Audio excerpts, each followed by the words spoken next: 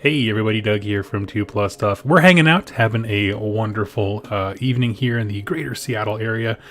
And I wanted to start this hobby hang off with kind of a quick note. I'll keep it very brief, I promise. And that is to say that there's a lot of ugliness in the world right now, especially in the States, while we're dealing with some nasty issues. And I wanted this space, right, sitting here in hobby hanging, to be kind of like a little escape. I need it. I need it personally, and I can imagine if I do, several others do as well. And so, in this, we're just going to hang out, pull out some models, and start painting and building and whatever. I invite you to just come along, and if there's any questions or comments, that kind of stuff that we talk about that you want to be a part of, go ahead and leave the comments down below, and we can bring it back up in the next painting hangout. So, yeah, everyone let me know if you can see and hear me okay. That would be super appreciated. Apocalyptic Mouth says thank you. Okay, cool, awesome. Yeah, let me know if everything's working here, and we're going to transition. Let me pull up my OBS thing here. We're going to transition to the downward cam. Apologies for the blinding light of God that just shined upon the camera. I'm going to scoot this to be a little more centered. It's actually been a while since I've done a hobby hangout. Got some topic ideas in case there's some dead space. And as I start off all these, I just talk about what I'm going to be working on. So here, I got me a Gutrot Spume. So as many of you know, the last army I was working on before, the apocalypse was the Maggotkin of Nurgle, which I still have, still very much enjoy. I cannot wait to get them back on the table. I was actually excited to take them to an event, but, those are all delayed right now. But it occurred to me that I have painted everything except for this one model. Because I kind of, it's one of those things like, for the longest time, I kept asking Jack, like, if you would go into a game store, like, hey, is there a Gutrot? Because I have a bunch of Blight Kings. And they always didn't. And then just one random day, of course, when I, was working on another project, all of a sudden, boom, there he is. I was like, all right, I gotta grab him. It's a convenience purchase at this point, and so I was like, well, I'm a little shy on stuff to paint right now. I didn't realize how much of my backlog I went through. I kept thinking, like, I got so much left to do, I'm not doing much, and then, like, when I actually, tonight, for this stream, started pulling out models of, like, okay, what can I paint? What can I paint? And I was like, oh man, I, like, don't have, like, a lot left. Actually, I do need his instructions. That one's a little weird.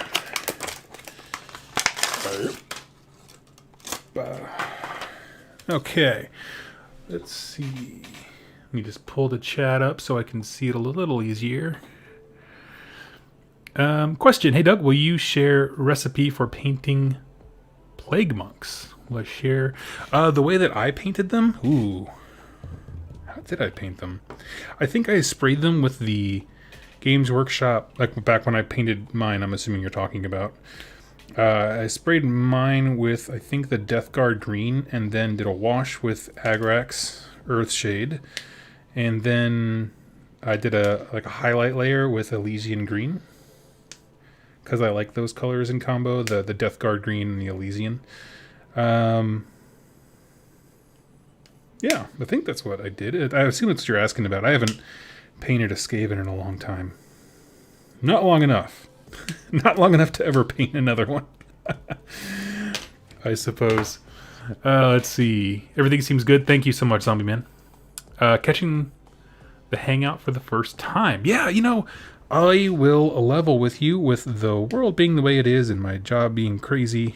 It's starting to slow down a little bit, but I come home from work and I'm just like, I can't focus on hobby, and I can't paint, and I certainly can't talk, and so it's the first time I've done one in a while. But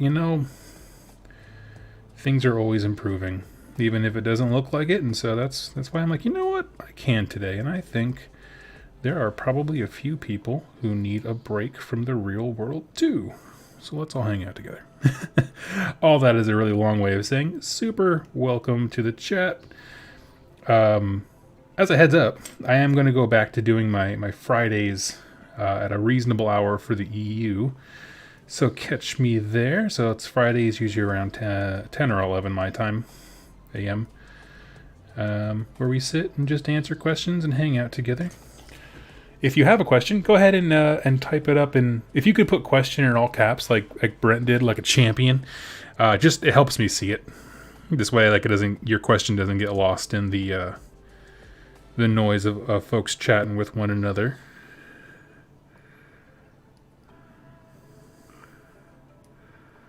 Let's see. Enjoy that escape, buddy. I'm smashing out my Rohan after finishing my 2K Flesh Eaters and 2K of Fire Slayers. Dang.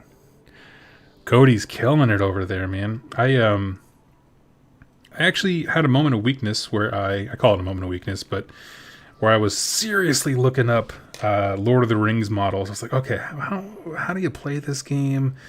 Like, how do you do all that kind of stuff? And I was like, you know what? I'm going to wait until quarantine's over and then actually go play. Because I didn't realize we actually had a Lord of the Rings group locally. But there is like a Seattle-wide community for it. And I was like, oh, like the whole, not necessarily Lord of the Rings, but what do they call it? Middle-earth strategy battle game. So I'm going to go play it, and if I like it, we'll see how that goes. I mean, I'm not very hard to impress when it comes to game mechanics. I'm not like some sommelier of game mechanics where you got to impress me. Let's see. Benny Chad, I'm here painting some Sector Imperialis. Nice, yeah. I got the kit that Ben is painting. Ben, maybe you can clarify what it actually is now that you have it in hand. But like, it was like, I don't remember if it was 2 Imperialis kits or a kit and a half or something. Like there was some weird archway. Basically, a local store was going out of business. Not for any bad reason. The guy had was having his 3rd kid and just opted to be a stay-at-home dad, which is awesome. But so he was shutting down, and he just started bundling stuff together at like really good prices. And so he was just like, "Yep, here we go, got this." And I was like, "Oh dang." Okay, so how do you go together? Okay, there he is. It's just weird because I know this little hunk of mouth goes in his side somewhere, and I just don't know where. Okay, so got that, and we got this, and somewhere in here a mouth doth go. Okay. Aha, I see.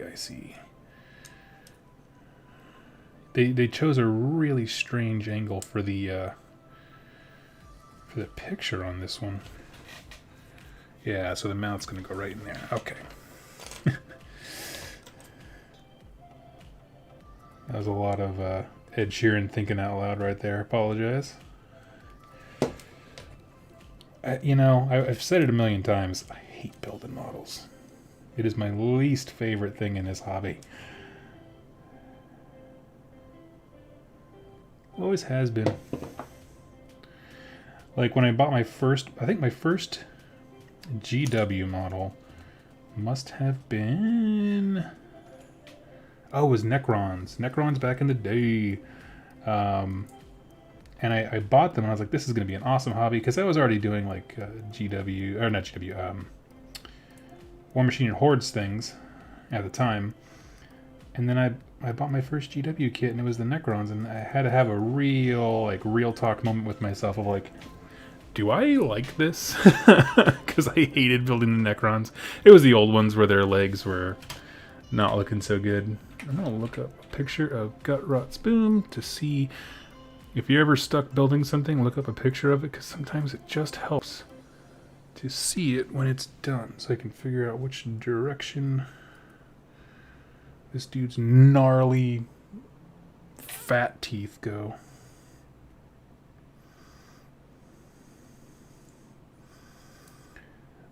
Okay.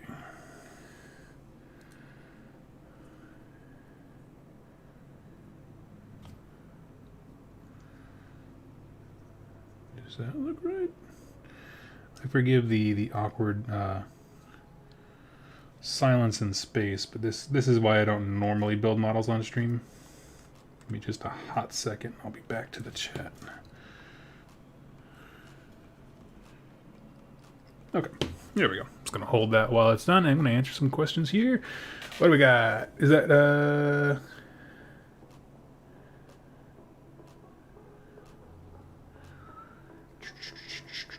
has anyone else ever used Sycorax Bronze? No, I haven't used that one. Circus 3D6 Gaming says, Doug, when are you gonna start some Warcry campaign? I did the first game, and then with all the stuff going on in the world, my work became really busy, and it takes a lot of time to edit those videos, and so it just got put on the back burner a little bit. But I will return to it. I have all the information, like, you know, about my specific warband and that kind of stuff, so I am excited to get back into it. I already got my next challenger lined up, Kharadron Overlords. It was all primed and ready, and then I was like, I gotta take a pause.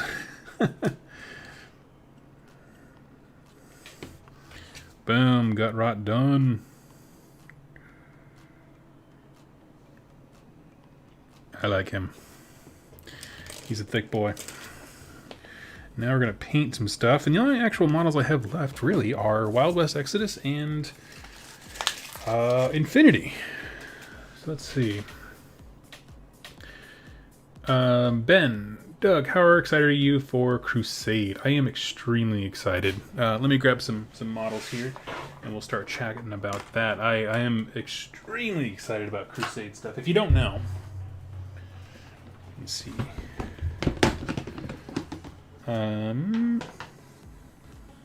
Forgive the mess on camera.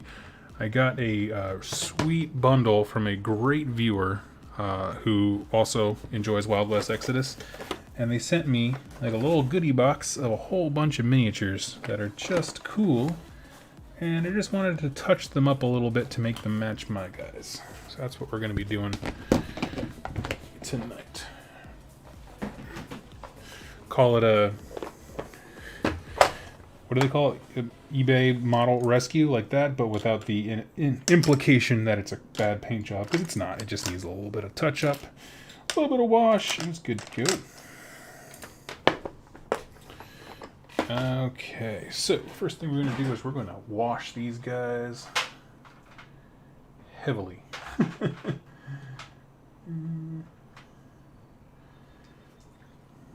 Just a moment, I'll be back in the chat.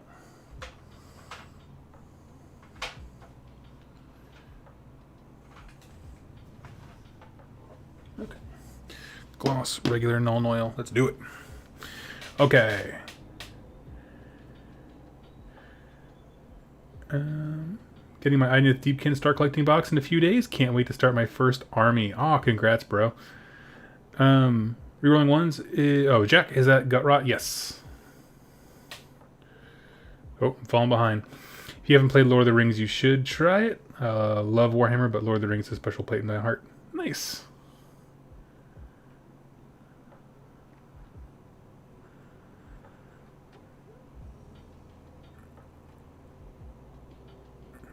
Doug, you still planning on a move? That is roughly the plan, although plans change all the time. I thought your grandma got you Bretonnianites. Oh, from the 2+ Tough origin story. Yeah. No, she did. She did. That was my first exposure to a Games Workshop model. That's true. I was more thinking like when I was an adult, buying models to like play a game with. Because at that point, with the stuff my grandma gave me, it was never going to be a full army. Like that was not even on the radar. I didn't understand that it was a game for the longest time. So that's kind of what I meant by that. But good call out, you know? I gotta, I'm sure there's some nerd out there that, like, keeps a track of all the things I say about my life and is like, oh, yes, I remember when Doug did that. Yes. Kind of like how some people can recite things that happen in like Star Trek from memory. Oh, yes, in the live stream on September, 28th, blah, blah, blah, Doug mentioned that he also enjoyed this kind of music that I like.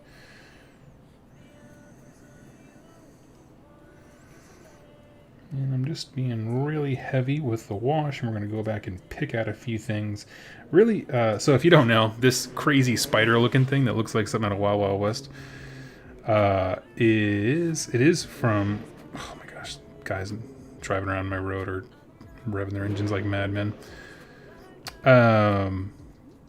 It's actually, what's his bucket? Eiffel, guy who built the Eiffel Tower. He's an engineer who, made this creepy looking spider construct for himself. He is basically Dr. Lovelace from Wild Wild West, and I like it.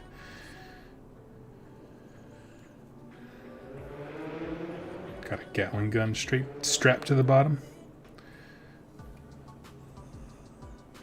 And the original painter did a good job. He just didn't do any highlights, so we're just going to add a little bit of shadow, build up some highlights, and it'll be good to go. Let me see here.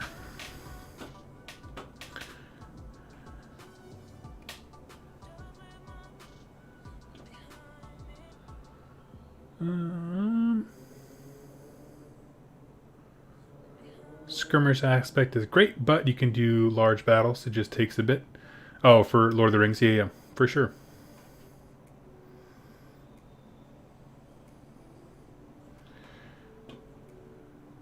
That nerd's name is Jack.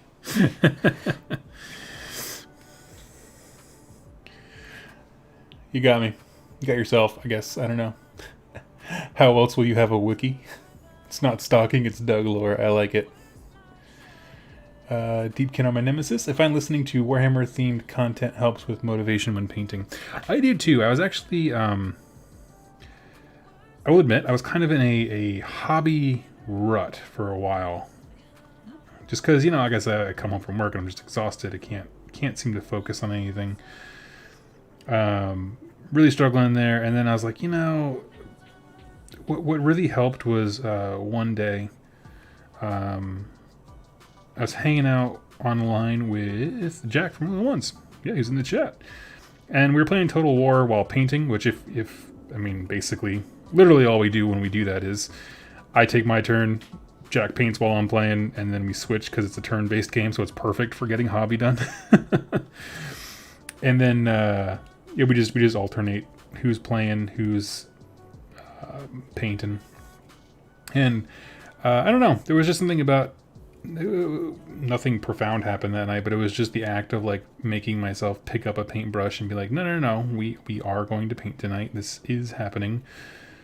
And I felt super good after. Like once I decided like this is what I need to do to keep myself sane, it worked out pretty well. So ever since then, I've been painting a lot more. Things I've accomplished whilst in quarantine. I pretty much finished a Genestealer Cult army. Like honestly, they are just about done. I painted up. Let me see. 4 Lehman Russ tanks now. Yeah, if you didn't see my post online, basically I went out and a local store was reopening, and so I wanted to support a local store. So I hopped in there and snagged a spearhead detachment thing. Basically, whenever they came out with Apocalypse, they had all those boxes for factions, and they were like super discounted for GW, but they were just bundles of stuff that already existed, like older kits. And so, I bought a whole Astra Militarum thing, and just tried to make them all Genestealer culty. That's kind of the nice thing about Genestealer cults is I can pull from a few different wells. Like with the announcement of the narrative campaign thing for 40k, which I'm very excited about. We could talk about that in a second. Crusades.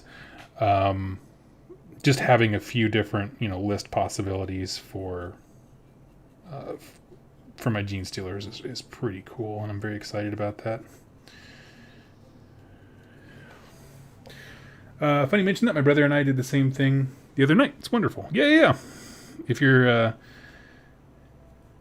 are a PC person and you got Total War, just sit there and take turns painting and building, and I love it. And yesterday I had an opportunity to hang out with Doom and Darkness, and we just did a little one-on-one hangout chat. It's good stuff.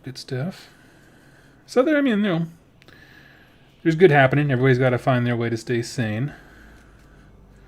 And you're pretty much looking at mine. So I'll tell you what. Let's move out of the season, the topic, slice of life stuff. There we go, slice of life content, and kind of move more into talking about some recent news and stuff. I'd love to hear everybody's opinion on some of these things. So we're going to start off with the topic that I believe was Ben already served up to us, and that is talking about Crusades. Now, if you don't know what I'm talking about, because you play other games or you stick with AOS, that kind of thing, the reason it's important to know about is because they have a habit of bringing 40k things in AOS and vice versa. And so the idea behind Crusades is to have a narrative format where you can have units, evolve over time. And so what that looks like, practically speaking, it seems to be, it's going to be largely based in the same vein as Warcry, if you've ever played that. And how that one pans out is, let me see, Wild Rider Red, yep. The way Warcry pans out is that you build a list, as normal, and you play a game, and basically you keep a campaign progress tracker of everything that's going down. And so, like, some games, you have to have a themed narrative mission. At one point, your character, your leader guy, develops into having a command trait and all this other cool stuff. So that's all awesome.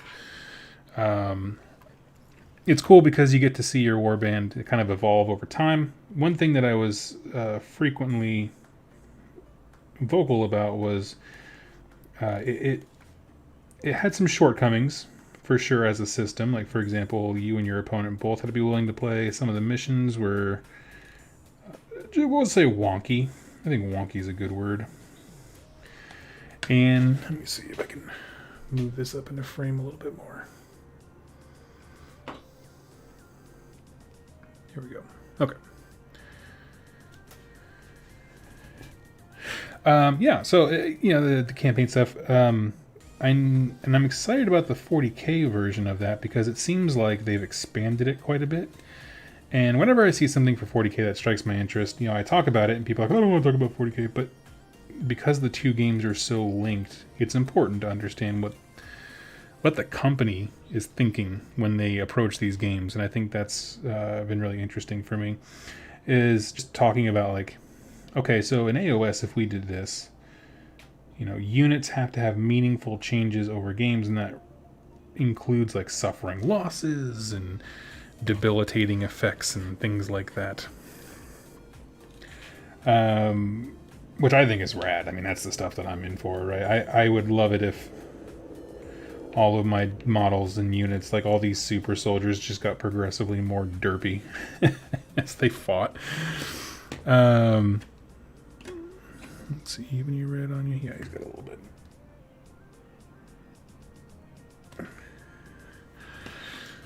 I think that would be hilarious to me anyway. So I think it would be a cool thing to see, like, units evolve over time, as well as just kind of your story develop. I think really the core of the idea is, how can we get someone who doesn't have a narrative for their army and help them develop one naturally? Because for as much as there are people who are just like, and this is my story, and they just kind of pull it out of air because they're really smart, there's people like me who struggle with that. I mean, I'll be the first one to say that I am not good at just coming up with stories all willy-nilly.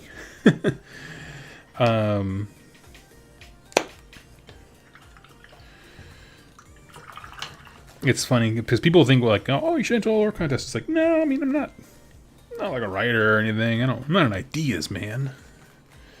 But yeah. Let's see. So I'm super excited. I'd love to know your guys' thoughts.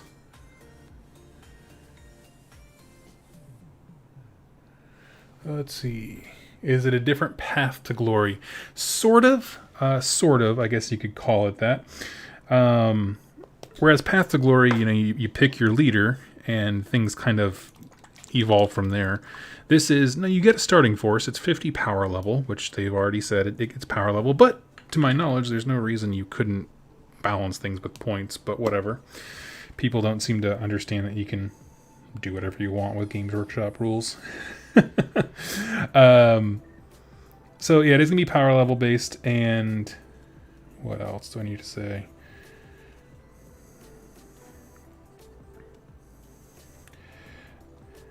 And so it's not Path to Glory in the sense of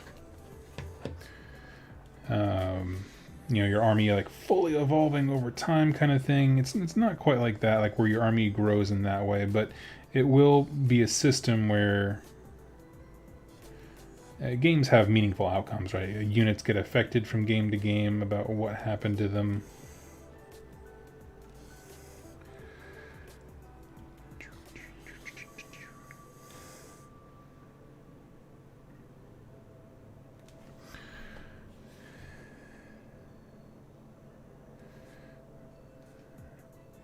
There we go. Perfect. Let's see. Oh, wait, I saw a question. It just moved. Question from Cody. Kind of off topic. What are your thoughts on Primaris Marines? I personally feared they were going to replace old school Marines. I still think they are.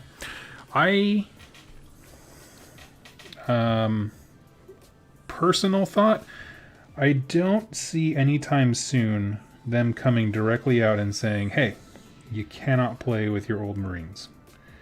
I think they're happy to keep the old Marines being slightly less than cool when it comes to compared to Primaris. Certainly until they have a full lineup. Like, there's still units that the Primaris don't have. It's getting better with the bikes and that kind of stuff, but there are still things they don't have. As far as like, way in the future, I'm pretty positive that they will be faded out eventually.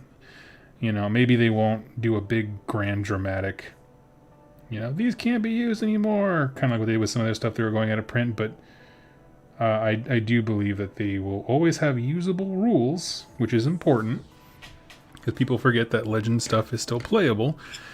It's just not at your event. That's not even true. It's playable. They have rules. They're just not being supported in the same way anymore. And I think, a lot of times, and I'm guilty of this as well, as we think about, what units you have access to as an army, or how games are run, it's like, oh, well, it only makes sense to take this if the company's actively producing it. You're like, well, there's different kinds of events.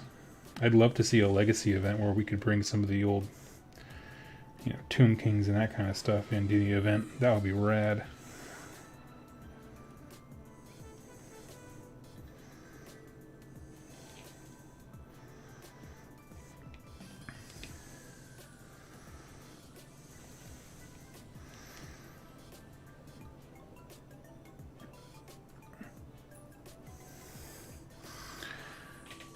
Nice.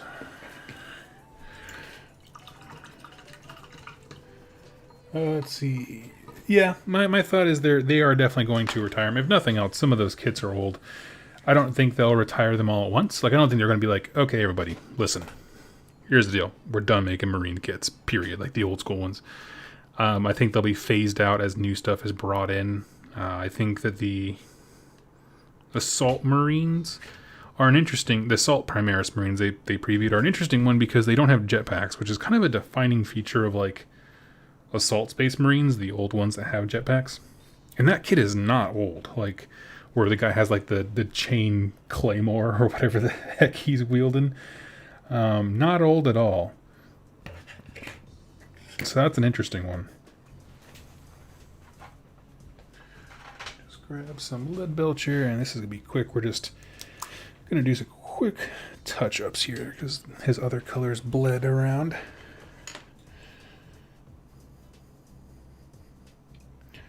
Apocalyptic Moth, have a great night.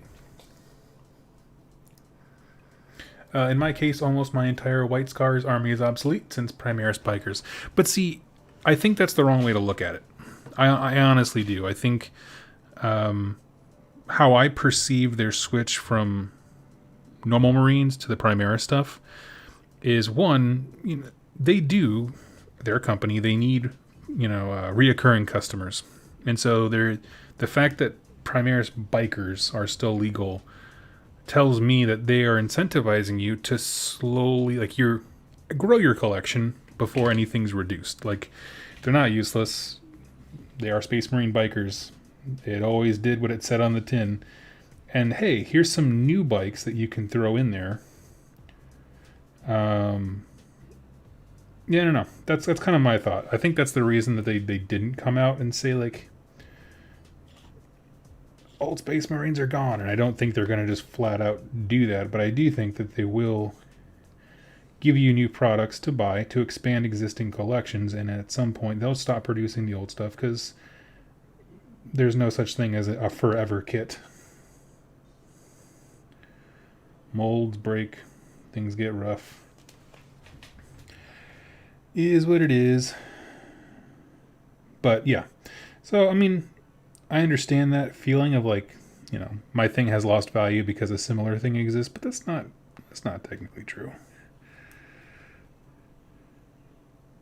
Okay, so it looks like he primed this thing black and then dry brushed on the silver. I'm not quite sure.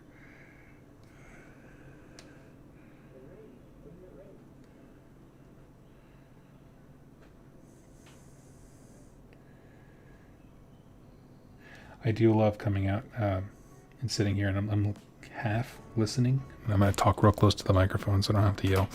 I'm half listening to my downstairs neighbor on his porch, and he was like, "When did it rain? When did it rain?" And it's been raining for like 4 hours. It's just straight up. It's been pouring.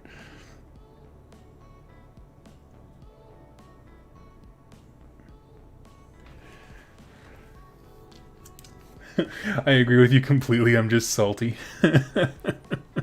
It's all good. I get it.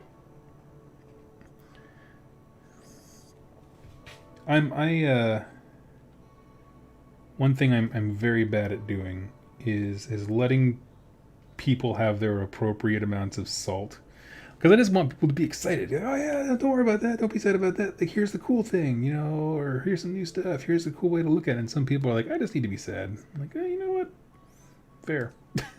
I got nothing. Fair. Okay, well, that at least looks a lot cleaner.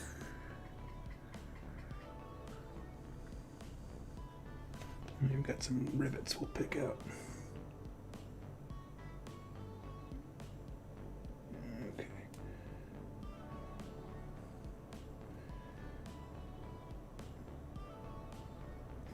Better. All right. I hope this taught you not to buy into poster boy armies. Never. It's one thing you all should learn about me is I don't learn lessons. It's why I became a Genestealer Cult player. Like, surely they won't forget about me, and it's like one eternity later, and it's just like I haven't got a new model. But I do hope, seeing the way that they've been treating Adeptus Mechanicus recently, there's just this random, barfing up of a bunch of different model kits for Genestealers. Like, oh yeah, it'd be cool. I want a flyer. I don't know why I didn't think about that when I agreed to take on the Genestealer Cult army from a local buddy. I was like, oh yeah, that sounds like an awesome project. I'll do that. And I was like, but wait, they don't have a flyer. I love flyers. Not so much on the tabletop. I mean, every model's different when it comes to being a unit in the game, but I just meant like aesthetically, like I like that kind of stuff. To the point where I was really thinking about getting, what is it called? The Imperialis thing, where it's all flyers and it's a little mini game. But I don't know. I kind of wanted to go to Adepticon and like see if the game was being played and how popular it is before I bought in. And of course that didn't happen, so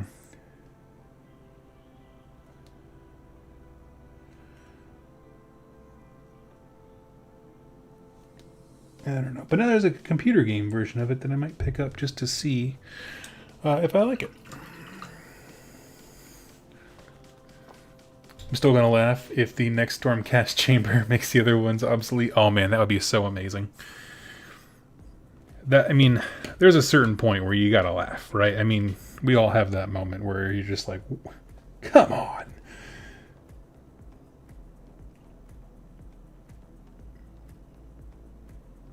Because, I mean, you know, all it would affect is people who played to win and that kind of stuff. You know, it doesn't, because that's one where it literally does not invalidate anything you own. You just want the better thing, which, you know, is whatever. It always comes back to the same question of just like, you know, what do you want out of your hobby? You know, if you want to be a competitive gamer, man, that's the way a cookie crumbles. That's the way it's always been. New stuff's good because they gotta sell it.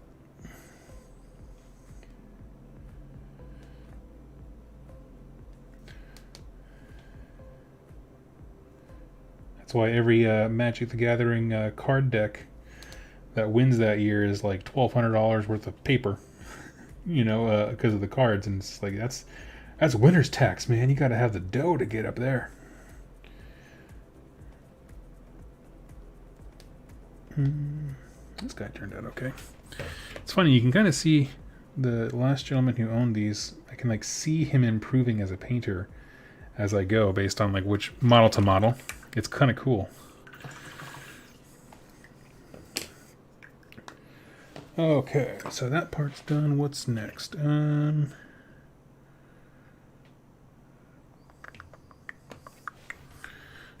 you what, let's grab Eiffel here. I think really all I have left to do for him, besides rebasing, is I want to throw some green wires in there just to mix it up a bit, and I want to kind of do a little highlight layer on the driver. He's a little pale, a little flat.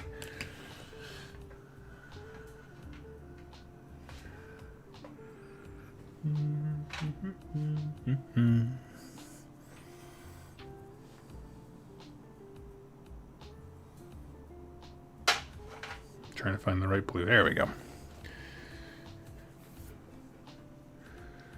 Let's see. If I missed your question, go ahead and type question in all caps so I can see it, or you can do @2plustuff and it'll show up for me. It just kind of helps me see stuff. Aeronautica, thank you, Zombie Man. They're going to make Star Drake's battle line. Mark my words. I hope so. I have long held a belief that if a cavalry unit exists in any capacity, there should be a way to make a battle line. Full stop. Truly believe that. Now, the making HQs and, you know, or heroes and that kind of stuff, making them battle line is relatively new. In the sense that, you know, for most of the game's length of time, like Flesh Eater Courts was kind of like the first one, right? But I guess even in that, like, those dudes weren't necessarily...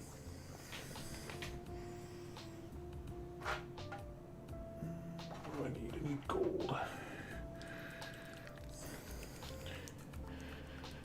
Let's see. Ailey asks, what Total War campaign have you been playing? Well, for when I play by myself, because I do play every once in a while by myself, it's rare, but I've been playing as Von Karstein.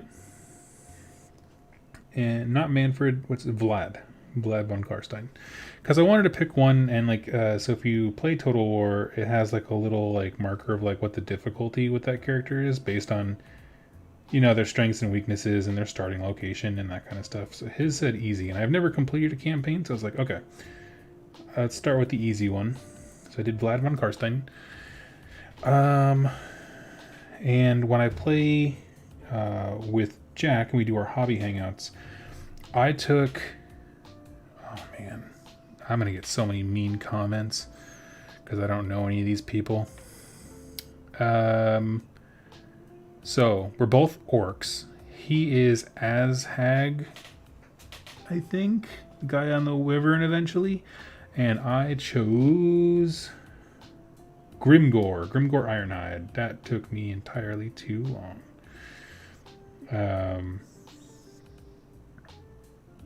Yeah, and I've been loving it. Actually, I think orcs are my preferred playstyle because typically when I play Total War, my problem is that I overexpand way too quickly. Whereas with orcs, you're kind of in a way rewarded for it. You can still go too fast, but I feel like it balances enough to be like, okay, I'm incentivized to be aggressive, but I'm not like bound to it. And that's worked out pretty well for me. Playing Total War 1 or 2? 2.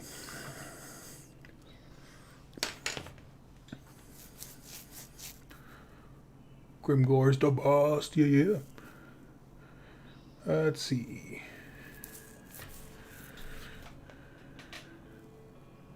A lot of things in Stormcast Journal should be battle line with conditional generals. Yeah, you know, for having as many models as, god darn near the Skaven book, it really does not have a ton of options when it comes to battle line.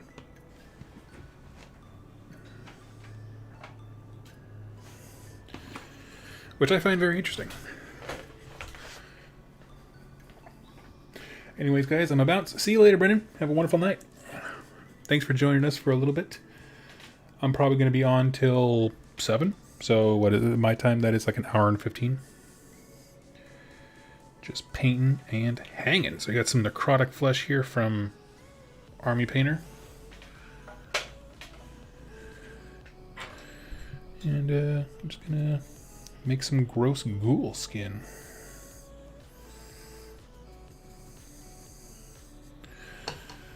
Been playing Grimgor a lot too. He's so much fun. The update is great. Now, here's the thing is I have not been following Total War news. I did not realize for the longest time until Jack said something that like there was a big update that seems to have helped the game in some way. Which is funny because I mean, not only did I, one, not know that was happening, but two, like, I'm surprised because I thought my understanding was that they were like so close to the release of Total War 3, or at least they're talking about it. And I was like, oh, I thought they would have basically given up on updates and just focus on the new hotness, but that's not true, which is cool.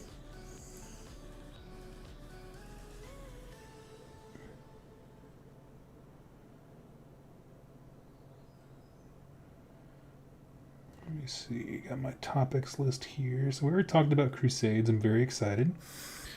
Oh yeah, in terms of video games, there is more news. So if you didn't know, if you have any interest, I'm only bringing this up because I've talked about it on the channel, but in Necromunda, they just this last week put everything up for pre-order for Necromunda. Should be coming out. The video game version, I mean, should be coming out sometime this summer, the pre-order said. And I will admit, it is the second time I've ever pre-ordered a game. So let's hope my luck rides. My first time was The Last of Us, and I was not disappointed with that one bit.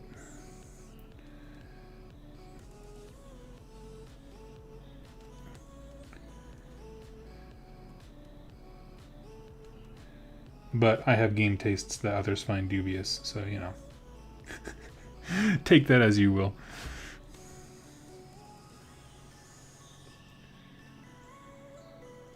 This guy, I can't quite tell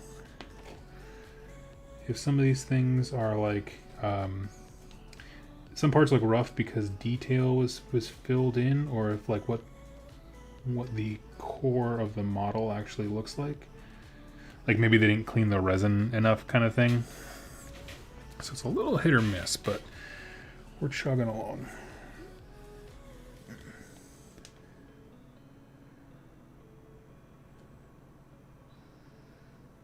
It's strange, the surface of it, I think they use like an auto primer. It's something, it's almost like slick.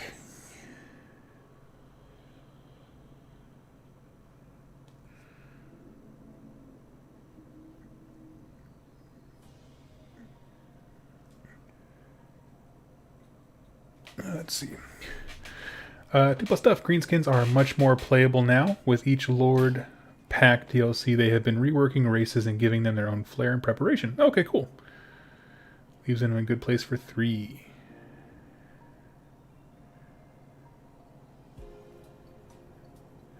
I pre-ordered it as well. Yeah. House Escher all day. Sweet. Yeah, House Escher is my jam as well. It's what I'm going to be playing. Certainly the first, campaign with. This is the same company that made the Mordheim game, which has me excited because I really do enjoy that game. The only thing that Mordheim, City of the Damned, lacked was a really fulfilling endgame. Because essentially, it's set up to be as if you went to game night. And you build your warband, you can complete all of the narrative missions, and then you just play, right? There's nowhere else to go. You just play a mission whenever you want, which sounds fine because then you're like, okay, well I get to have infinite playability, but at the same time it's like, but the campaign thing didn't end satisfyingly. So I hope that they improve the storytelling element of it. I mean, but I don't know, man. The Underhive is such a cool setting anyway.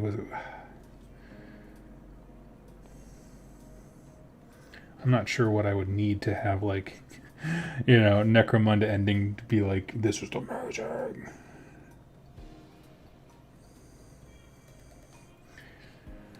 Okay, yeah, he's got some green necrotic skin on him, but he's doing good.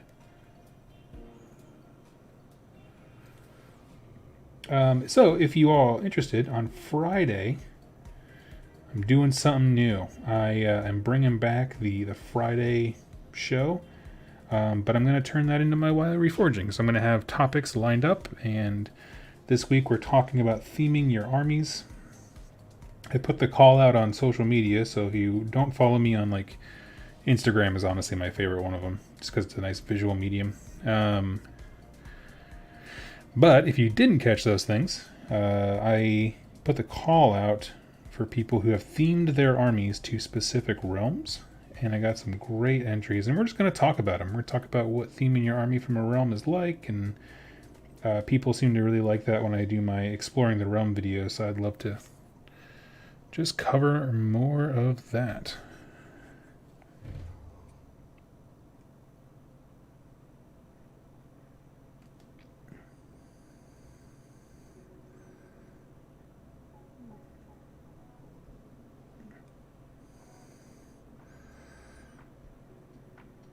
Forgive the silence, I'm right here in his mouth.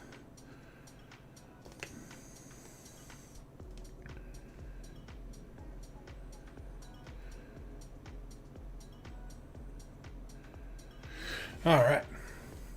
What's on the table today? This is a Wild West Exodus mutant gross nasty dude. And I'm doing him right now because everybody else needs to dry. He dried the first. So let's see. Let's grab some brown for his belt. Perfect. And we need something for his hair, which we'll figure out next. We'll figure that out later.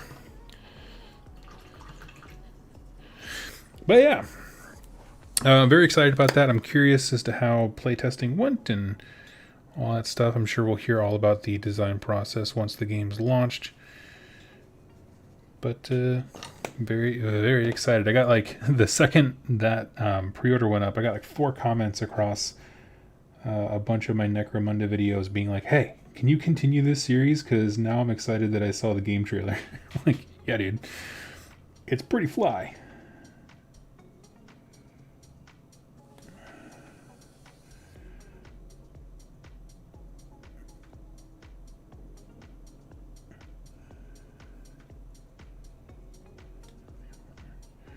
And let's see. Question. How are you? Hey, Hugh.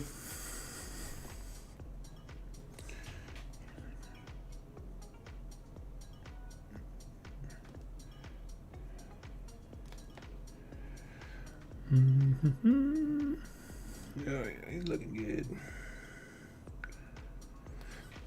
All he needed was a little facelift.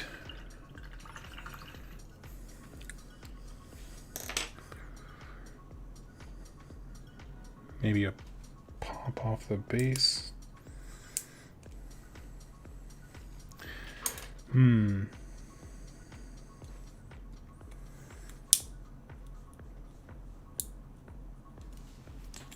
Itchy nose. Let me see. You can feel the one spot where there's some glue. That's okay. I'll do that later.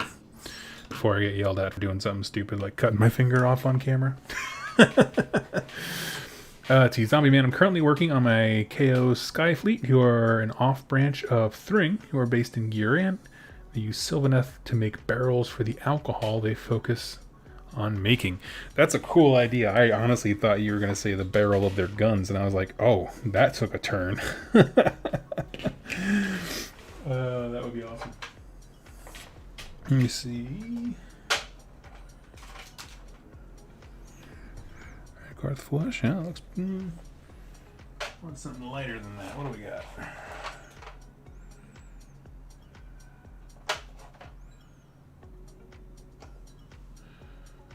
Yeah, that worked. Pallid Witch Flush. It is whatever color he used for his shirt.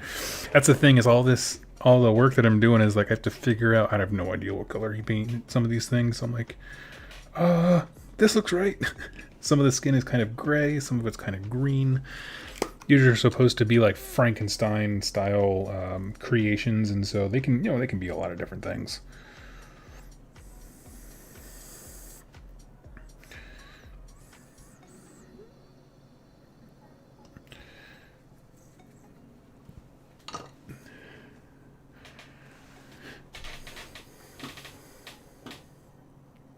Okay, let's see. Mordheim is a hidden gem. I'm hoping Necromunda is all that and a bag of extra chips. Yeah, I mean, I think it'll be a very different game.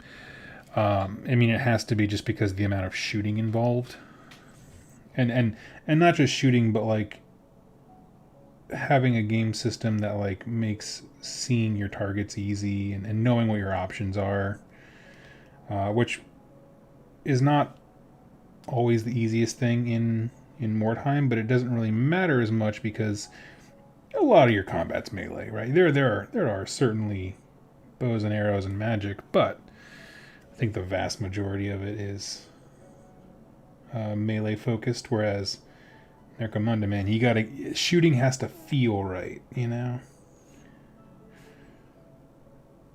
Because I do think that is a real strength of Necromunda, just the game, like in general, of just guns feel scary, as opposed to like 40k proper, where it's like, this is a bolt rifle. It's supposed to be the scariest gun that mankind's ever made.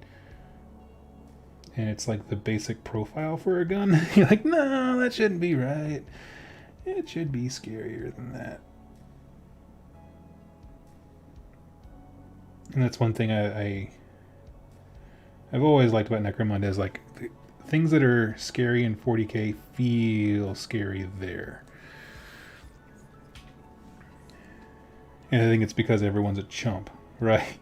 There's no super soldiers, nothing like that. Everyone's a loser. They're all dirt people, as I call them. And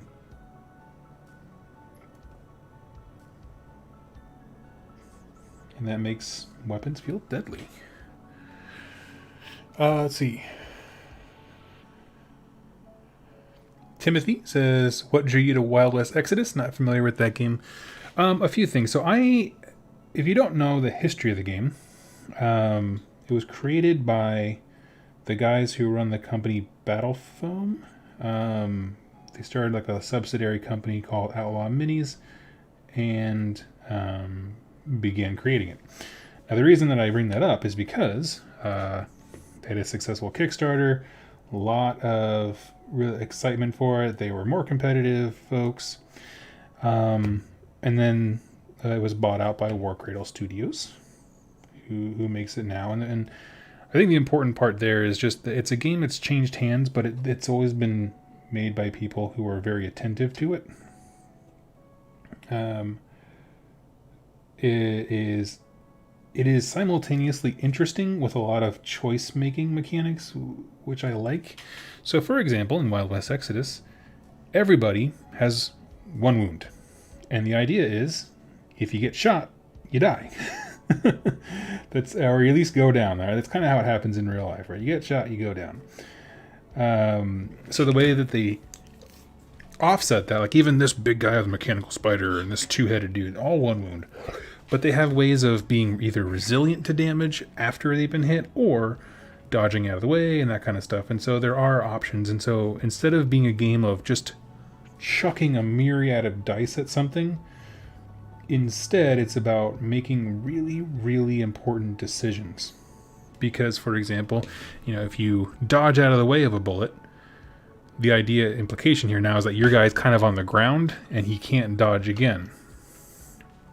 I'm simplifying, but that's kind of the crux, is decisions you make have real repercussions, and it makes it really, really cool. So decision making is a vital part of the game, and I think that's a neat idea. Give me 1 second, just grabbing a paint.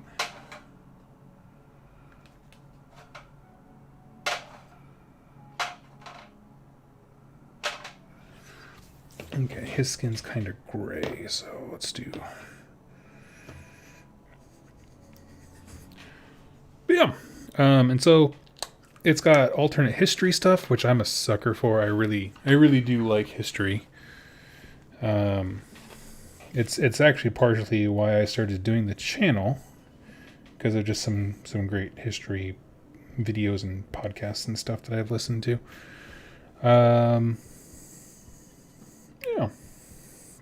But it's got a cool theme. It's got a cool little history to it. And I like the mechanics of it. Like, I'll be honest, it plays the way that I thought Warcry was going to play when it was first previewed. Which is to say that it's a couple of models. You buy a starter box and you have most of an army. Like, honestly, almost an entire faction. If you buy the starter set that you like. And from there, it's just all about making decisions, and there isn't really a campaign system, which is probably the one score that I have against it. Actually, there is a campaign system. It's very limited. Yeah. Hope that answers the question. As far as how I heard about it,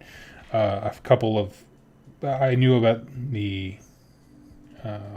original guys who made it, and then a couple people on YouTube in the comments were like, you should check this out. And I was like, oh yeah, I know that game. Cody says, I play Warrior Nation, fully painted, beautiful gang, 0 opponents because no one plays where I live. Yeah, that's, I'm not gonna lie, that's kind of what I'm afraid of when I move, but everyone's got to have an ambassador for the game, and I could be that for us. I know there's people out here in the Midwest that play, so that's good.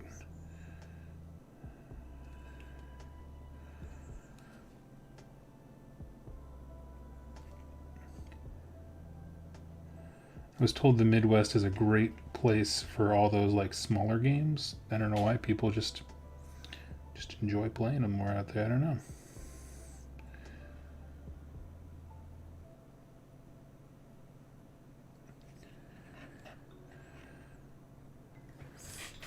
But we'll see. We'll see how it goes. Honestly, like, it's one of those things, like, the models are also just really cool. I mean, that was a big part of it for me. Some of the older ones, definitely not great, but War Cradle is doing a good job of, like, making new ones, and they're so small of a little operation that, like, it's really impressive to see them, you know, continuously updating and making the game better and improving it as they go.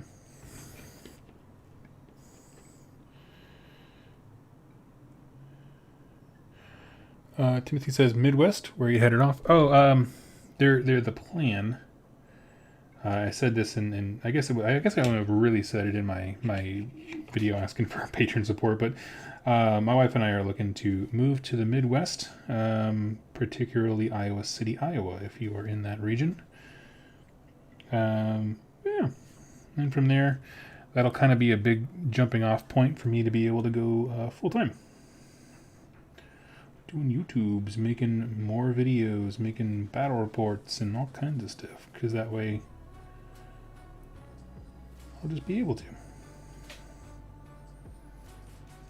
Because we're Seattle poor and Midwest rich. Which is our official income level. Pretty much.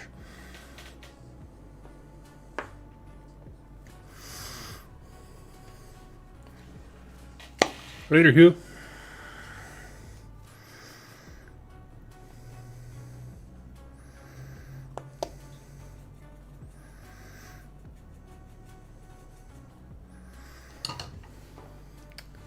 Alright, just threw some Ulthuan Grey in there to make some highlights.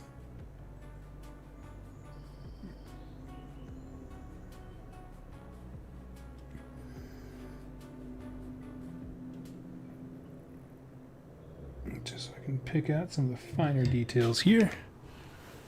But yeah, it's a fun game. And you know, honestly, the biggest thing to me is I was looking at it, I'm like, well, what if I don't ever find anyone to play, you know, against, sort of like that? And I was like, you know what? Honestly, a starter set for that game is about $40. And I was like, for $40, I can paint some models that I really, really like.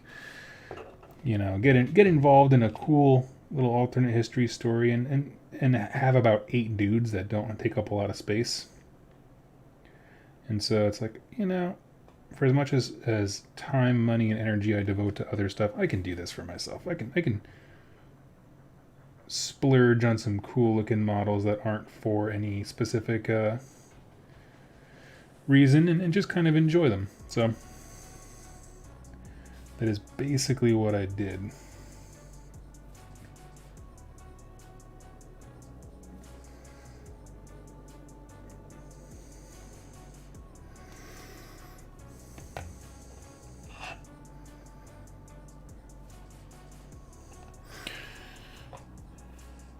Great luck moving. Oh, I know exactly how you feel. I live in Cali. Oh, yeah.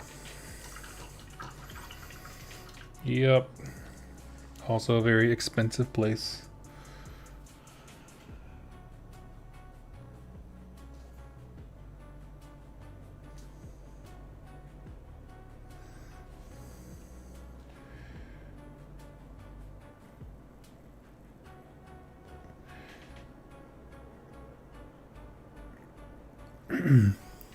Let's see. What am I painting? I don't... I'm going to level with you. I don't know what he's called. It's just a cool looking model from Wild West Exodus. Because some of these big guys, this one, the two-headed guy, and the other dude in the corner I was painting earlier, they don't have names. They just have like designations like creation number 8 or something like that. Because they're not thought of as people. They're like Frankenstein monsters.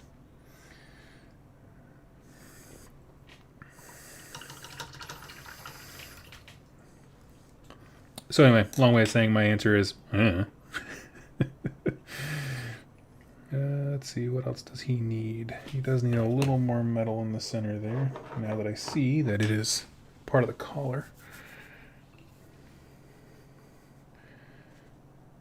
So are any of you guys located near Iowa City, Iowa? I always ask, but never quite know.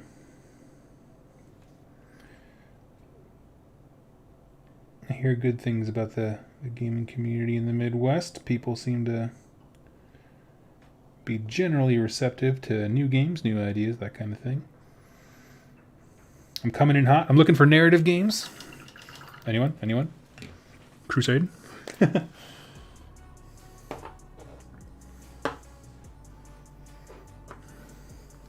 Question. I know you played KO for a short time, but what kind of unit do you think they need or would be a cool thing for them to have? I'll tell you exactly, because I've been saying it for years.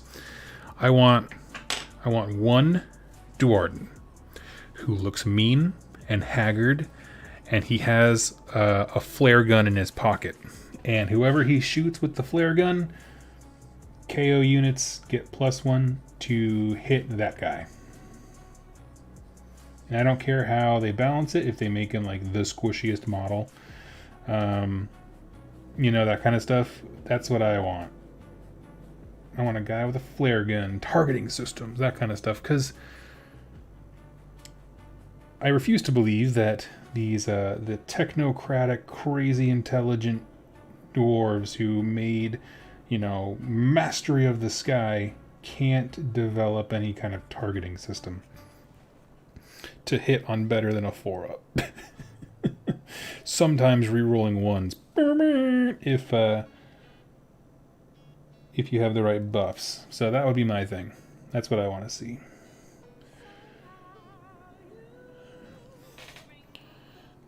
They have a flare gun option, but I wish it did something like that. Yeah. No, yeah, I know that there is, I mean, yeah, I'm talking principle-wise. Something to light up and target the enemy. You get me.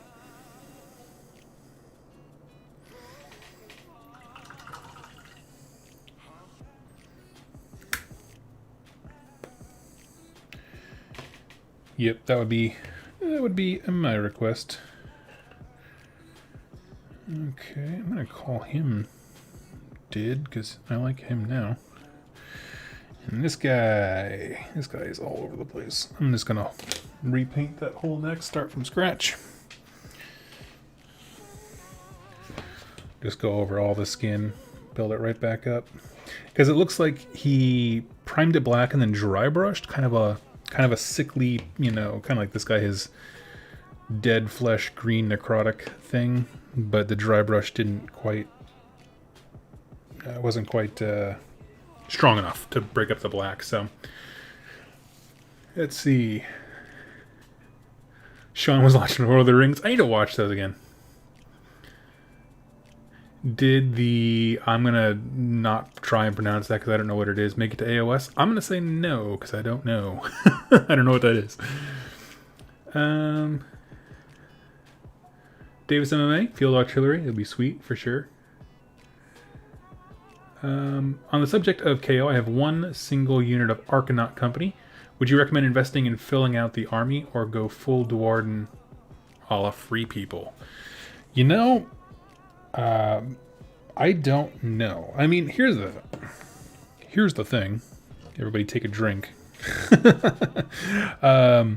It depends on what you want to do. If you want to play Kharadron Overlords, yes, invest in more. You want to play cities, do that. There's no wrong answer. But I hesitate to ever give people advice like telling them what to do. And the reason is simple, is because I don't know what you call fun. For me, fun is like getting really attached to the theme of an army, right? Like, and kind of trying to develop that on the tabletop and pick units based on its lore. And that just, you know, I can't quantify that for you.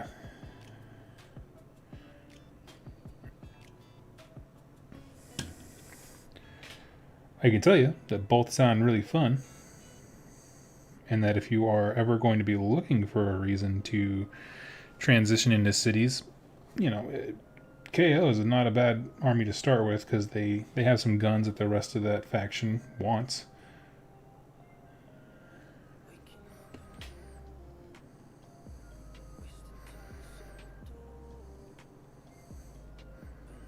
I know Jack went and got himself a couple KO things.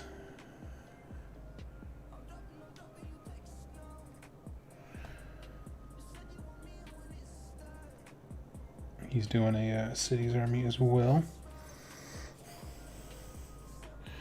Let's see.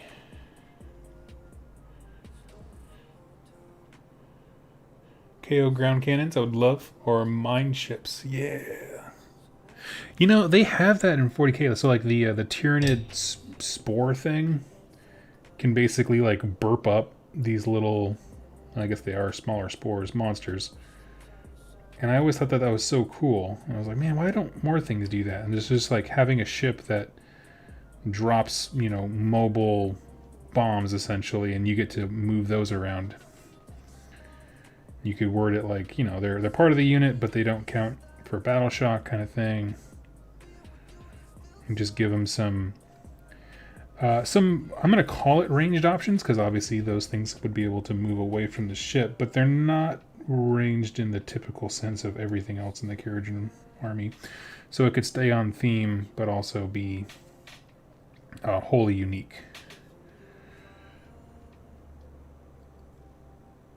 That would be something that I would love to see.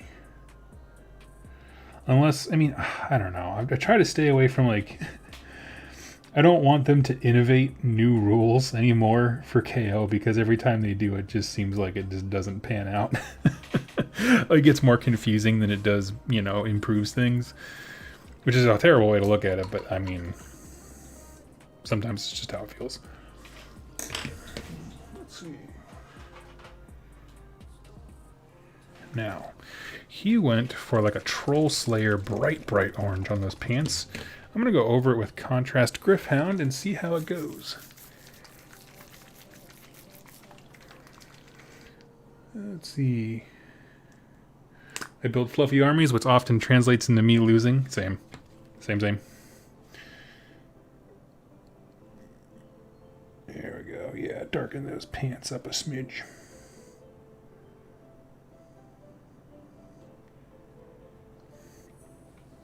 And then we'll do a more a good highlight layer to kind of bring them in line.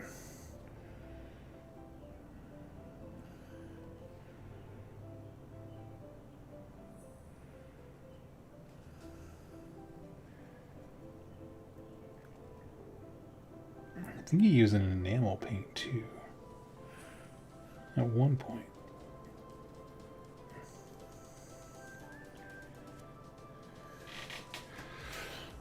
Let's see, Gryph-hound is my favorite contrast. Yeah, so if you haven't seen my Genestealer Cult, I'll throw a picture up on Instagram at some point, but I went with the Rusted Claw paint scheme because they have orange jumpsuits underneath all their armor. And it makes them Gryph Charger, what is it? Gryph-hound orange, sorry. Makes it incredibly easy to get that orange that I like. They've been one of my favorite projects. The goal for that entire faction was, how can I get a 40k army painted as fast as possible? Just so I could play with my buddy Ben. Which, actually, speaking of, I could talk about a 40k game that I played recently because, you know, we were bad boys and I went over to his house. I played a game of 40k. 50 power level narrative mission. It was bliss. Still waiting for that skin to dry.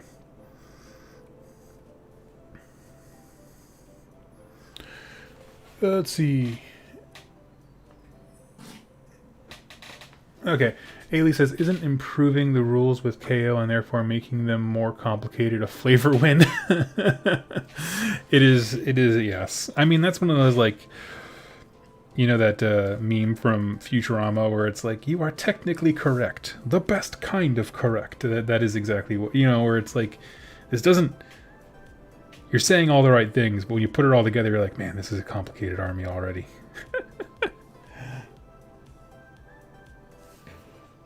Let's see. Timothy, will you review the new start collecting boxes for AOS? I should. How about that? I'll give you a firm feeling of obligation. I should. I don't know when I will, but that's a good reminder for me. I'm trying to think of the ones that I haven't done yet that have come out. So, I guess Gloomspite gets... If you all think of them before me, throw it in the chat. What start collecting boxes have I missed? There's the new Slaves to Darkness one. Oh, there's not a well, there's Maw Tribes in the sense of Beastclaw Raiders, but there's not like a grand, you know.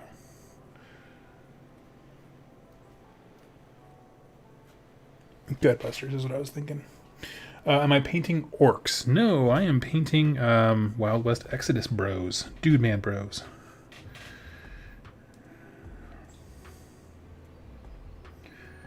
I got these from an awesome viewer who was like, "Oh, I see you're doing Wild West Exodus. Can I send you a few things, you know, kind of beef up?" Because he wasn't playing with the Enlightened, which is the faction that I chose. I was like, "Yeah, dude." So got the hookup, and so now I'm kind of just painting them to kind of bring them more in line with what I painted my initial guys with. Which really, I mean, it's just touch-ups.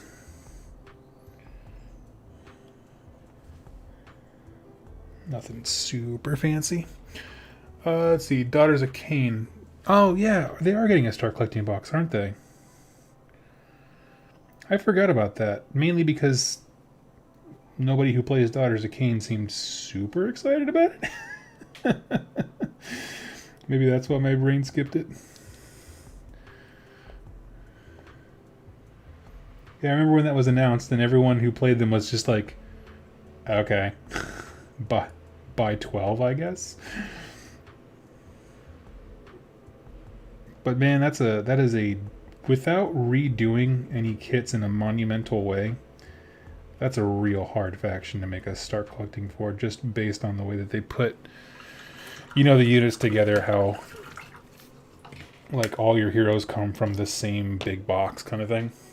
Really, I honestly wonder if they could pull a share and turn back time, if they could change how that faction was set up, because I don't know. That might be a shooting yourself in the foot thing.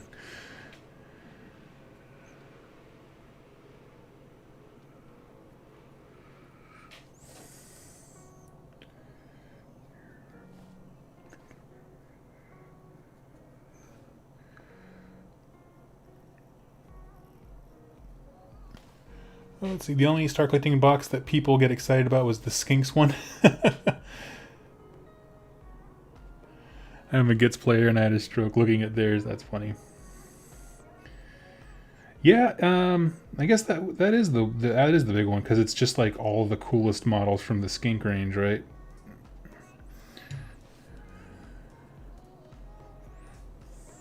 It's kind of like when the Deepkin one came out and everyone was like, "Here, have all the best things in the army." You're like, oh, okay. I see your plan to get me to spend money, and you win, said every competitive gamer.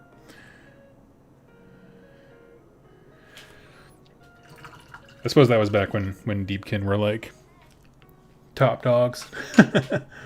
They kind of got knocked down a few pegs. One trick ponies, but if it's a good enough trick. I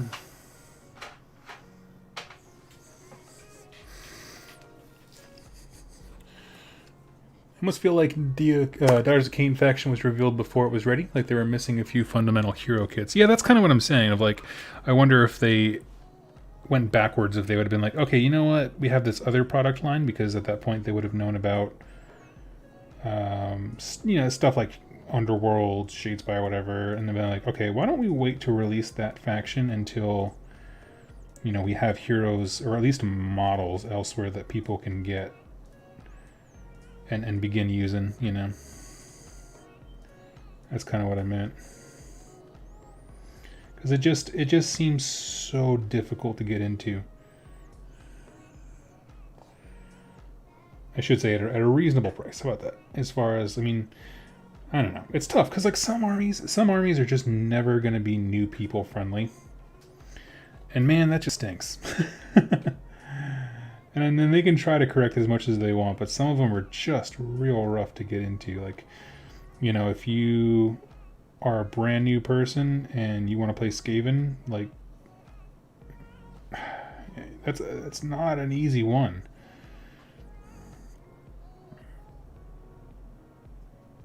That's a boatload of commitment right there.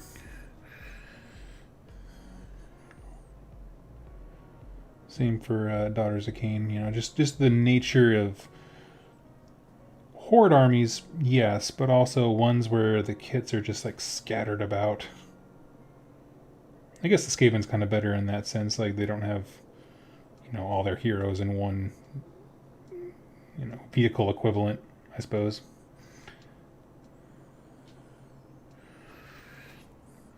Yeah, that looks fine. Not my favorite. I probably wouldn't have gone with the orange pants, but I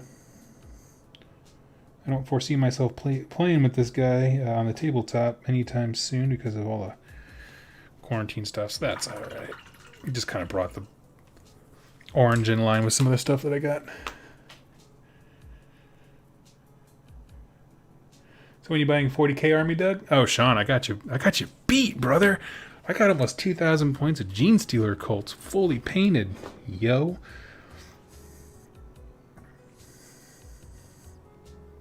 I'll show you here. Give me 1 sec. I want to show you something.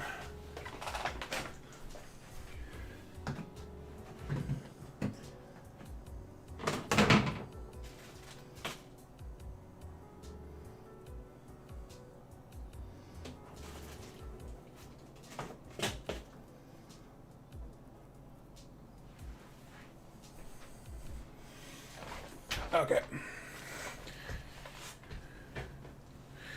So, let me make sure I'm going to pull up my... Try to hold it up as best I can, but that is my Genestealer Cult Neophyte. The camera likes to get it sometimes. But basically all I did was... the point of this army was speed painting. And so it is Gryph-hound orange for the cloth parts. It is what is it? Basilicum gray, or whatever the gray contrast is for all the armor bits. Pick out the weapons, give the whole thing a wash in Agrax Earthshade.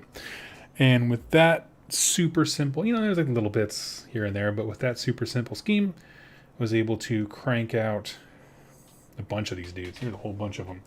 Ironically, the only part of the Genestealer Cult army lineup that I don't like is Genestealers. Let's see, and here's something similar with a bike. Let me make sure that one's in line. And it's pretty much the same thing. Just did the orange. I made the bikes gray because I wanted everything to look like a gray industrial vehicle, which is why my tanks are gray as well, which I showed earlier. Jaboop. And with this, these are super easy. I did 3 Leman Russes yesterday while having a hobby hangout with Doom and Darkness. And the reason I did that is because I literally primed these gray and then took a super fine point brush and just did Nuln Oil in all the little creases that are matte relevant. Dry brushed with a lighter gray and did the metals. And that was it. And then all the effect stuff, that all comes super easy. Once you get a sponge, you just go nuts. So yeah, with that, I was able to paint. Well, actually, that 2,000 mark was before I got the Spearhead box, so I guess I'm well over 2K now. Yeah, and actually, this coming week, I hope to do some lore videos regarding the Genestealer Cult. Gonna start, you know, put on my fishing waders and moving into the 40k world a little bit.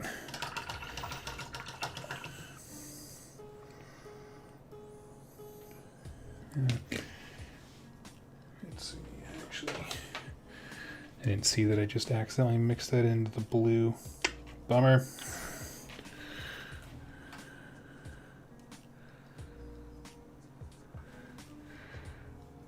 Let's see. Have Skaven gotten a decent lore bump in AOS? Nope. There have not been many bumps in AOS lore in some time.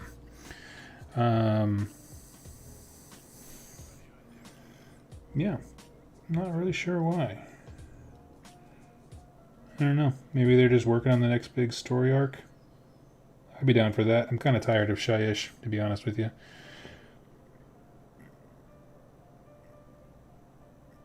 You know, or not necessarily like Shyish the location, although that too, but like, you know, Nagash being the big bad.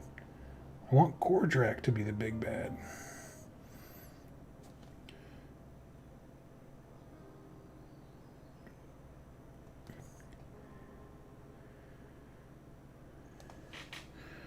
Because there's just something, there's something so cool when a destruction army is like ascendant, you know?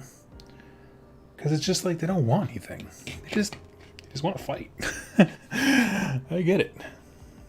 Look, Fire Slayers are the greatest. If Warhammer Total War had them, no other race would I play. Nice.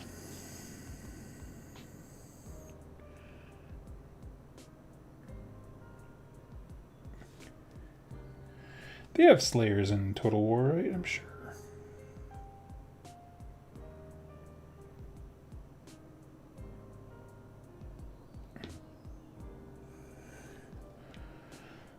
Just picking out some headspace here.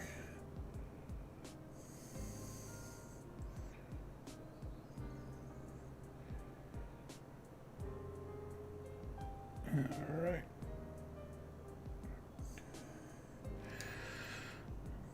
Flip to the front.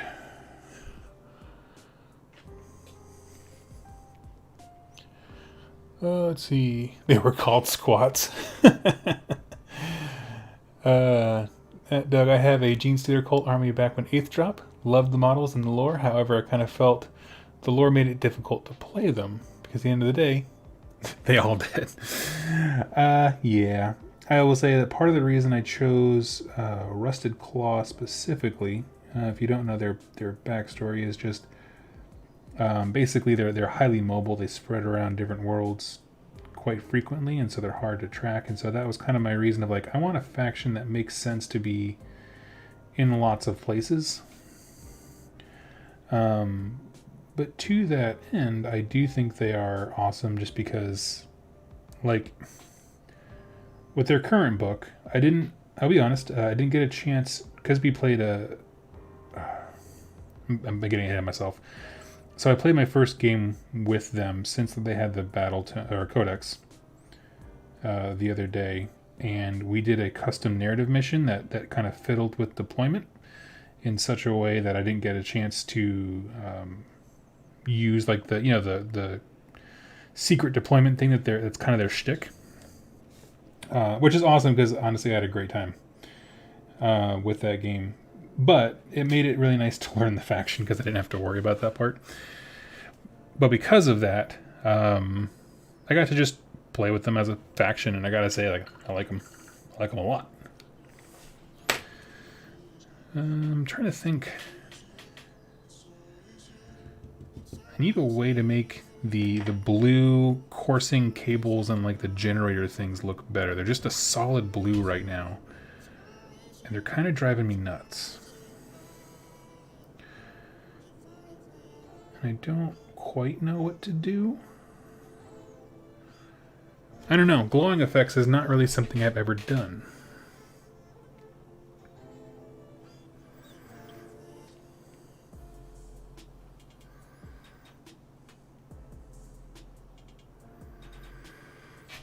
I imagine a Slayer taking off his pants, which sends him into a Super Saiyan Fire Slayer. That's amazing. I would love that. Man, that would be amazing. Especially if they turn that into like an official graphic, like a 3D thing that you actually saw in Total Warhammer. Like as your unit was getting ready to charge, everyone just drops trow.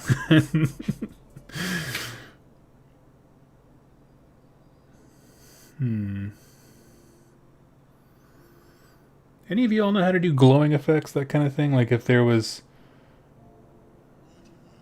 that kind of stuff? I mean, if you're playing in... Yeah. Got the skin down right. I just can't think of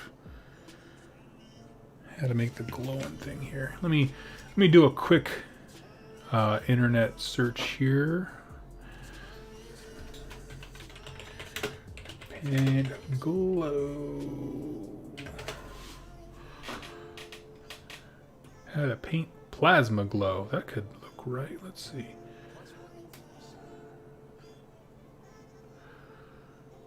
Okay, so they started with white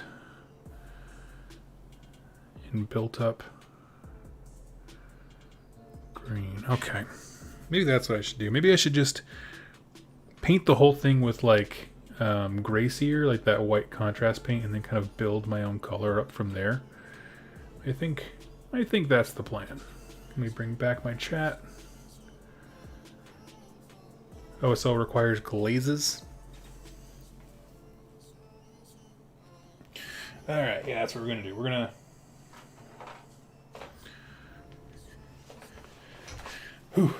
to reset a little bit here.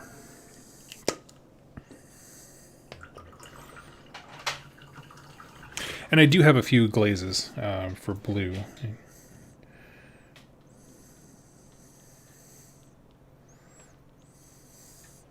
I'm just doing gray sear to give me a solid color base.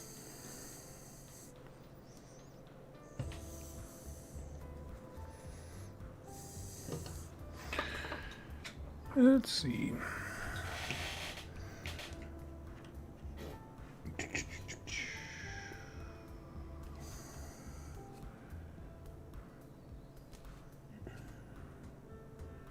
Just gonna be real careful next to all this nice freshly painted skin I've just been working on. And careful is not something that usually describes my painting style, if you will.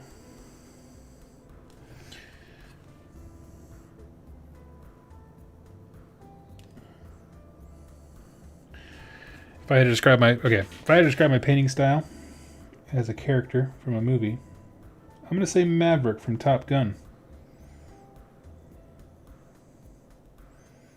Fast, loose, but gets the job done.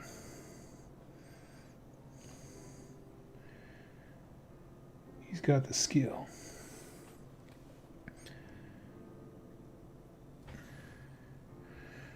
How about y'all? If you're articulating your painting prowess as a character from a movie.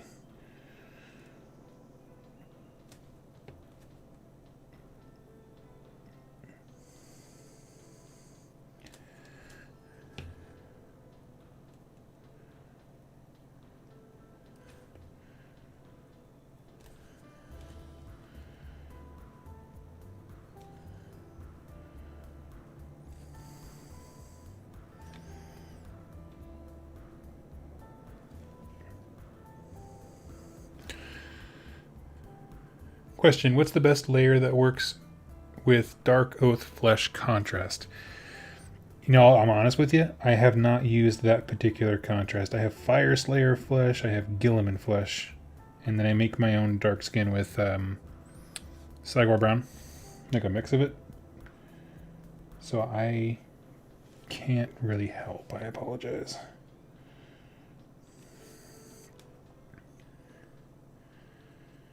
I know I've always had good success with Fire Slayer Flesh and then Cadian Flesh, so I might try that as a starting point. And then you can choose a paint that's brighter or darker as needed. Danny DeVito in anything. That's a great choice.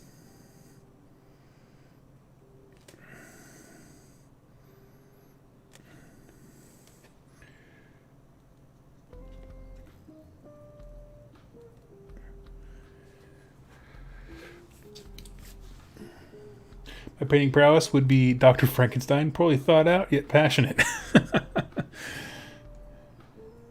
Oh, that's funny. He is best described as Mr. Body from Clue. Okay, right on. Love it. Oh, Alia, sorry, I missed your question. Do you know how to use natural minerals in model building? No, I don't. I mean, the more questions y'all ask, the more you're going to realize that Doug does not know much. You're just going to walk away from this stream being like, God, I thought that guy was an expert or something.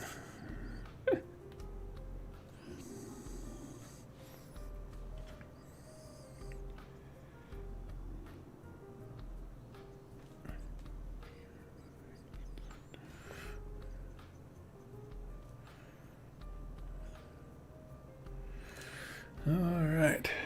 That is the YouTuber fallacy that you all might have fallen victim to, is that because I talk the most, I know what I'm talking about.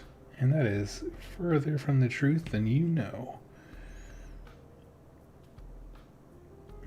Pretty sure the only time I speak with any level of true confidence is those live streams I do where I'm literally reading the Warhammer community page post, because I'm like, it's right there. It's right there. Go ahead. Tell me I'm wrong. Tell me I don't know what I'm talking about. I'm reading the article. Everything else, there's always a comment that's like, actually.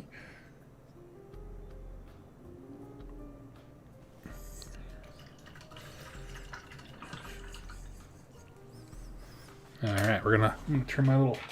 I have a little desk fan here on the side that I just flip on to help models dry a little bit faster.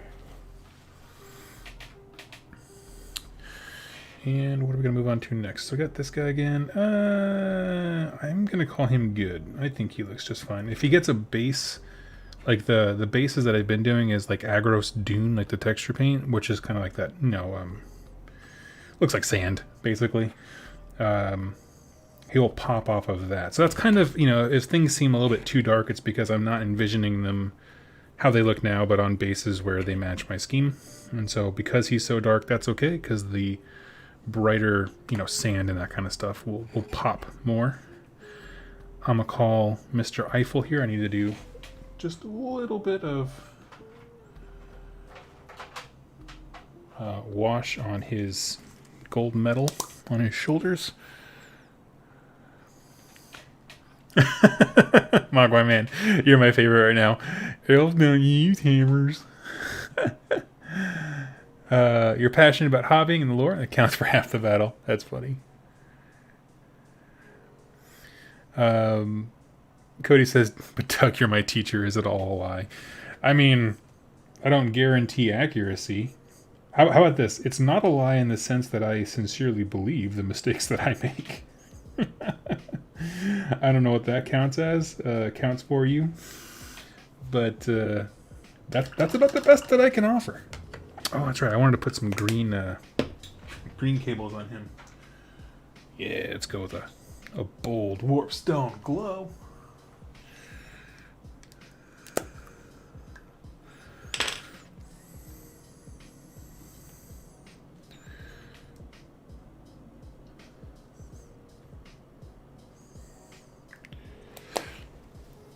Okay, question. Man, I've got nothing to do. That's fine. Thoughts on the new elves? Thoughts on the new elves? I get that a lot. Let me think. I will say that the longer I look at them, the more they grow on me. But I don't know if they'll ever reach a point where I want to own an army of them. I don't rule out the possibility. If I had control of that range and could pick, you know, like to add or subtract units and that kind of stuff, to kind of like shape it a little bit to my own desires, I would definitely go with having some unit in between normal humanoid elves with hammers, as was previously stated, and giant statuesque cow people. Like, I think there needs to be something kind of like how there's a difference between like an elite infantry. So maybe something that's like crypt horror size, or what's another example? The Ossiarch Bone Reaper, like the Stalkers, the guy with the forearms, and you know, where it's like a unit of 3 dudes who are all super chunky.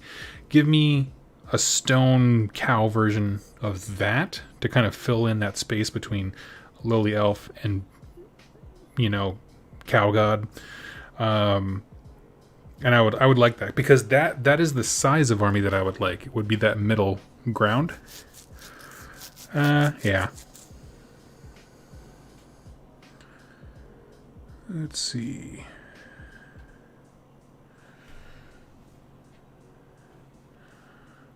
Spearman will be a boogeyman unit. You think so? That'll be an interesting one.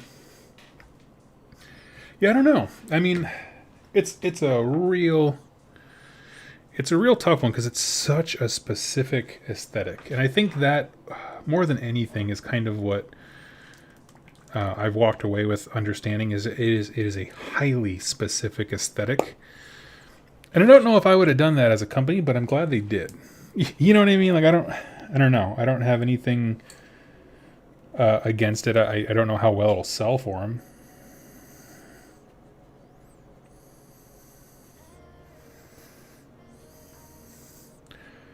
I hope it does well. The people who like it seem to be incredibly enthusiastic about it, which is great.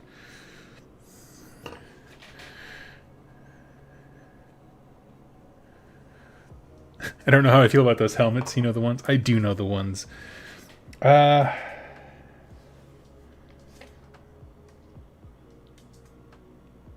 I don't...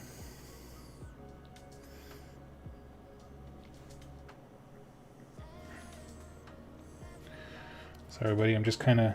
I'm painting with my heart and not so much my brain right now. So we'll see how this all pans out with this guy. I'm going to put this little bit of aqua color down, and then I'm going to do some glazes and in the crevices.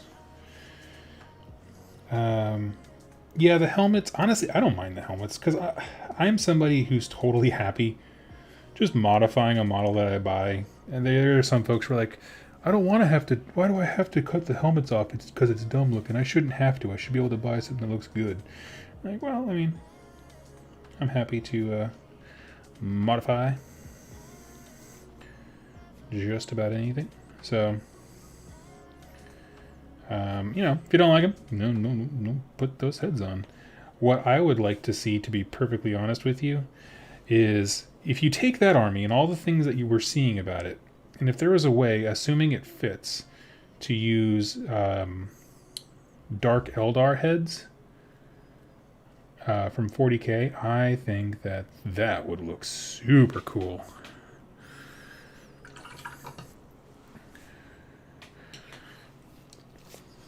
Like, that would be super rad.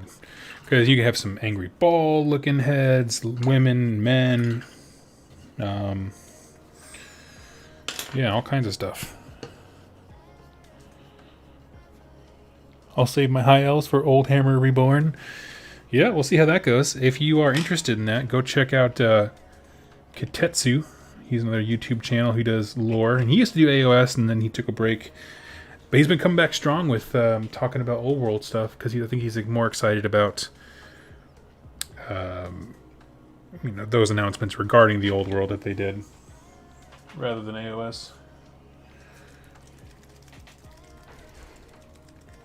I'm going to laugh if that game is War Master 2.0. Mogwai man, I'm telling you right now, if that game is War Master 2.0, first of all, they better bring back Dreadfleet so we can have ships to play with the ocean of friggin' tiers that are going to be out there. But also, secondary to that, I will be personally very happy, because I did enjoy War Master, because I got a chance to play it when I was a kid. I went to like a lock-in type thing for GW stuff that a local hobby store was doing. And I saw people playing it in the wild, and I was like, this looks so cool. And then one of the guys who was working there was really nice, and he was like, hey kid, why don't you come here, stand here, and just move, you know, these specific dudes. Like, he gave me control of a couple units, and I was like, this is so cool. Because part of me, I look at War Master, and I'm like, okay, the reason I like War Master is because it allows you to play the scale of armies that they always talked about in the old world, but you just could not get on the table. You know, even your biggest horde heavy Skaven army pales in comparison. If you watch people play Total War, it's like, this is the kind of battles that people talk about, you know, in these old world books for being so cool. It's like, my goodness, War Master would allow you to do that. So, I don't know.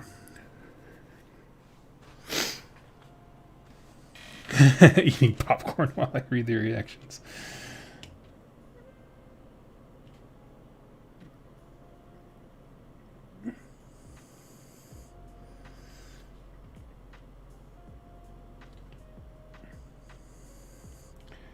But yes, the wailing and gnashing of teeth will be... The Jedi will feel it. The disturbance in the Force, man. The different scale would be the thing that would get me to buy into Warhammer Old World, for sure. And honestly, for me, if nothing else, it would make me so happy.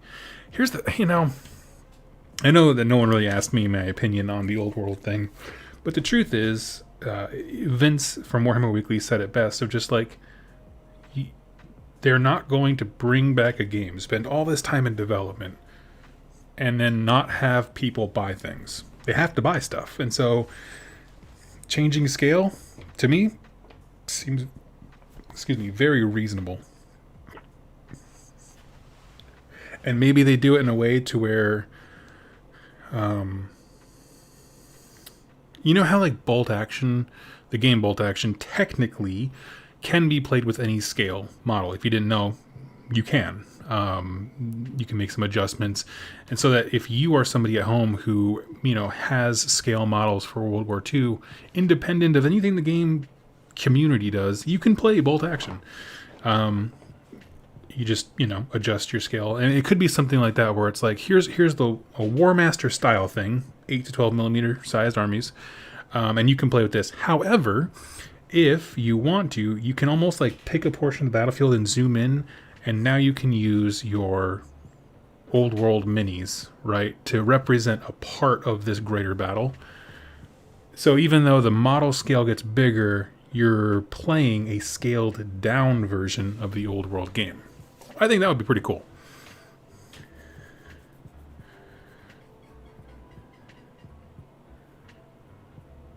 Corey Breck coming in with a hot take. At this point, I don't know what Old World could be that wouldn't make some neckbeards scoff. Yeah, I mean, honestly, the truth is GW is not gonna win. They're not gonna satisfy everybody. People are gonna not like it. You know, it is what it is. But that is a. They've done such a great job with the IP for their games in Total War specifically, that they'd be silly not to at least try to cash in on the goodwill they've built online, you know, for the same reason that Dawn of War was so successful as a video game, with getting people, you know, experienced with the game, or at least the hobby, I should say. But I think that'd be a cool idea of just like, you know, what if we made it this battle, you know, fantasy game that you would, if you wanted to play it, have to buy new things. But if you're not ready yet, or you're not sure if you enjoy the rules, hey, here's an ancillary thing you can do. You can play a portion of it, basically.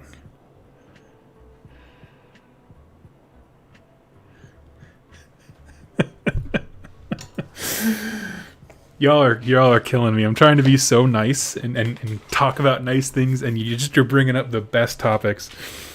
Ailey says, I'm honestly pretty hyped about the old world. As weird as to say right now, it's so far away. Yeah, I mean, I'm so excited about the possibilities of it more than anything else. And I think that's where a lot of people, like, I made a meme a while ago about the Seraphon book, where it was you can fit, it was like the car salesman slapping the hood of a car, and it's like you can fit so many unrealistic expectations in this, and I think that's definitely what's happening. For some folks, for sure, not for all of them, but yeah. Let's see, Mr. Gray Brownin. Imagine being legit angry over a new logo. Man, this last weekend, the amount of hate that I sifted through regarding the new Warhammer 40k logo I had a grin on my face the whole stinking time. It is, to me, the dumbest thing. But whatever. I know you're talking about the old world thing, for sure. Cody, my 3-year-old has been sleeping for 2 hours. It's almost 7. So much for 8 o'clock bedtime. Oh no, buddy.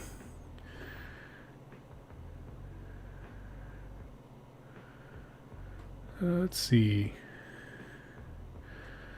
So for people like me, I think it will be good no matter what. At least hopefully. Yeah, I mean, I'm super open to it. I don't know if I would do lore content, but I would certainly do army painting and gameplay and that kind of stuff. Part of it for the same reason that I'm getting into 40k lore-wise and having the same problem is there's just so much there that I struggle to kind of step into it. I did a video on the warp today, but next week I'm just going to go hog wild and talk about Genestealer cults and not pretend like I have to explain the entire setting from the ground up like I did for AOS. Is kind of my thought. So, what do we got here? It's about 7. So that's about when I had to hop off. Let me see. And so I'm going to go ahead and wrap it up for the night, friends. Thank you all so much for joining me. I do hope this was a chance for you to kind of take a break from the real world. And I don't forget, I am going to be live on Friday around 11 my time, Pacific Standard Time. Come hang out. I'm going to translate that into an audio format and put it up as a podcast when it's done. And we'll have a good time talking about theming your armies and that kind of thing. So I'd love it if you join me. Stay safe out there and just relax. Love your neighbor. Be cool with people, and I will catch you next time.